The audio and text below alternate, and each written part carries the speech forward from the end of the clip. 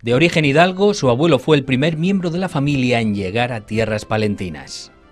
Él nació aquí a mediados del siglo XV, se baraja 1445 más o menos como el año de su nacimiento.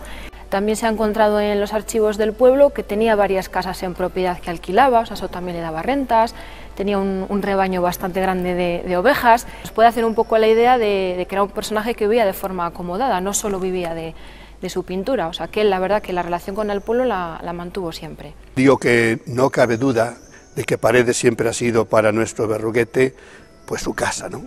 Donde había nacido sus hijos, donde había conocido a su esposa, donde se había casado sacramentalmente, como entonces y como Dios mandaba.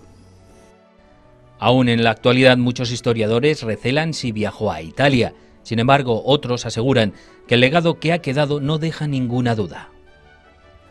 Si estuvo en Italia, hay que centrarse en un documento de 1477 en el cual, en la corte de los duques de Urbino, el duque en ese momento es Federico de Montefeltro, el mecenas de muchos artistas como Piero della Francesca.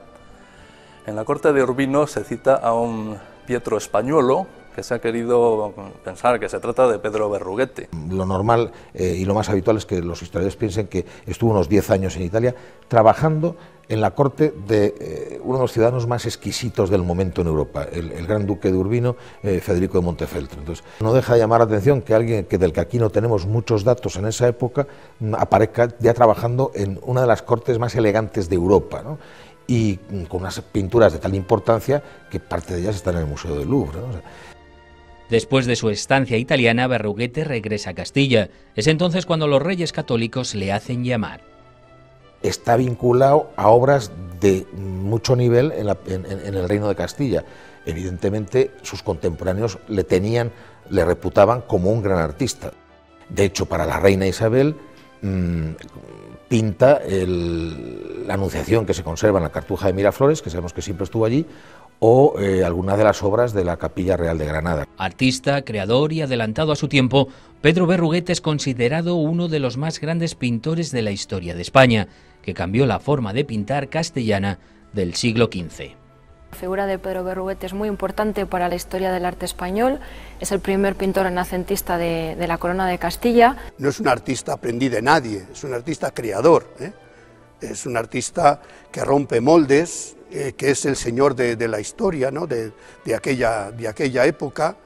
El gran salto le da seguramente cuando, trabajando en Italia con Justo de Gante, un pintor flamenco, aprende a manejar bien la pintura al óleo y aprende lo que ve en Italia, que va en esa época pues prácticamente 100 años adelantada en técnica pictórica respecto de los reinos de Castilla, bueno, y de todos los reinos de Europa. Berruguete hace que sus personajes sean verosímiles, que sean de carne y hueso, no son unos imaginaos.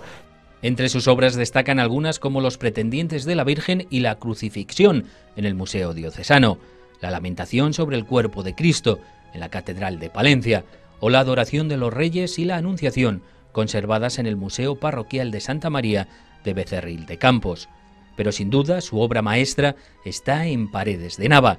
Se trata de las pinturas de los Reyes de Judá en el retablo mayor de la iglesia de Santa Eulalia. Si nosotros vemos el retablo, la predela del retablo de Paredes de Nava con los famosos reyes de Judá y profetas, el rey David, Salomón, etcétera, son personajes de carne y hueso, o sea, no es un inventado, pero es que sus telas, sus faltriqueras, sus sombreros, sus sedas, todo eso es real. Su conocimiento, su técnica y su estilo personal le han convertido en uno de los grandes de la historia de Castilla y León.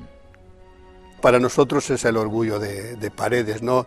Y si somos un poco más amplios, el orgullo de Palencia, de Castilla y León y por qué no de España, ¿no?